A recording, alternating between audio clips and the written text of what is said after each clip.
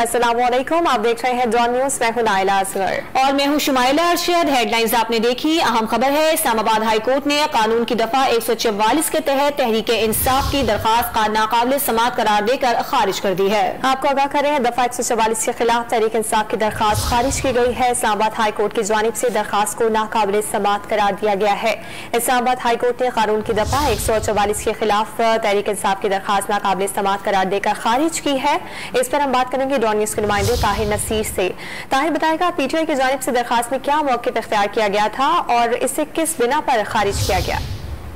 जी देखिए, Islamabad high court में कानून की दफा 144 की खिलाफ वर्जी के हवाले से एक दरखास्त दायर थी। असद उमर अली नवाज अवान ने यह दरखास्त दायर की थी और इसमें ये मौक़िफ़ अपनाया गया था कि दफा 144 का नफाज पुरअमन एहतियात रोकने के लिए गैर आईनी कानून है।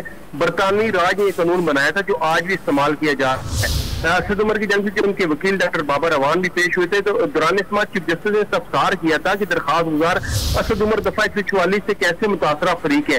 क्या दरखास्त गुजार असद उमर को पुरअमन एहतियात के लिए इजाजत लेने से किसी ने रोका?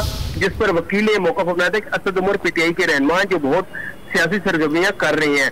इस हवाले से चीफ जस्टिस ने यह भी रिमार्क दिए कि धरना केस में सुप्रीम कोर्ट ने तय करता पुरअमन एहतियात के लिए इजाजत लेना होगी, ये असूल तय किए। ताहम अदालत ने दलाइल सुनने के बाद इस दरखास्त के काबिल इस्तेमाल होने पर फैसला महफूज किया था, जो इस्लामाबाद हाई कोर्ट के चीफ जस्टिस असर मुनल्ला ने सुना दिया है। और इस्लामाबाद हाई कोर्ट के चीफ जस्टिस ने 5 सफ़ात पर मुश्तमिल तहरीरी फैसला जारी किया और इस्लामाबाद हाई कोर्ट ने कानून की दफा 144 की जो खिलाफ वर्जी के खिलाफ दरखास्त उसको खारिज कर दिया है। अदालत ने दलाइल सुनने के बाद ये फैसला महफूज किया था। इस्लामाबाद हाई कोर्ट ने दरखास्त नाकाबिल समाअत करार दे दी है। असद उमर ने 5 या 5 से ज्यादा अफराद के जमा होने पर पाबंदी के कानून को चैलेंज किया था। जी बहुत शुक्रिया ताहिर नसीर, आपने हमें तफसीली अपडेट किया।